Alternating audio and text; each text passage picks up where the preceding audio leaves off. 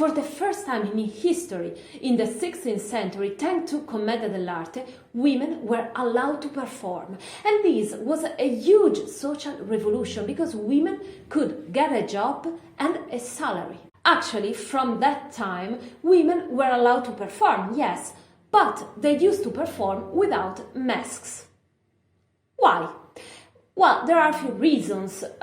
We need to remember that at that time, Commedia dell'Arte's companies used to perform mainly in the streets, in the squares, for an audience that was not already sitting there. The audience was just a potential audience passing by, and so they had to attract the audience. And it wouldn't be smart to cover the face of these beautiful women. Therefore, we cannot find in Commedia dell'Arte's tradition a female mask until the 80s.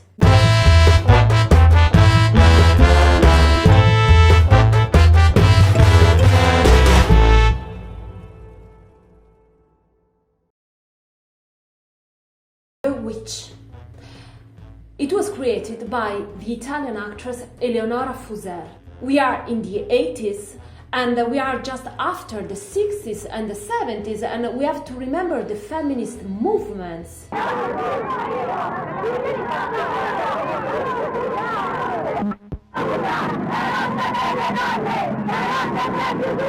It's really interesting to think about the fact that in Italy, in the 60s and the 70s, women during feminist march and protests used to shout "Tremate, tremate, le streghe son tornate."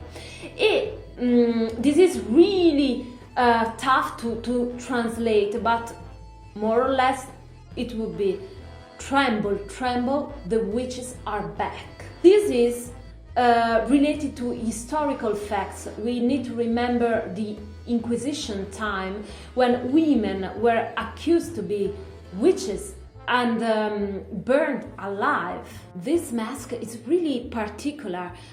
First of all, it's white, and this is not really common. Why is white?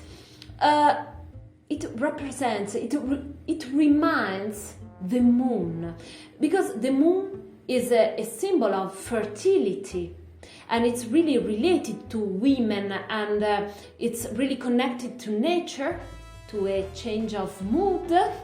The movements are circular, and as I said before, it's connected to nature elements like air, fire, earth, water.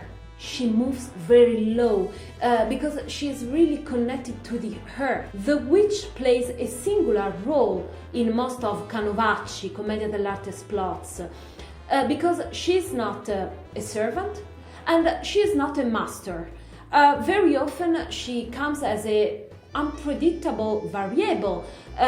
She's a kind of fool. She speaks a mixture of languages, from Latin to contemporary languages or dialects. And this connection with the natural elements brings into Commedia dell'Arte's Canovacci something really mysterious and poetic.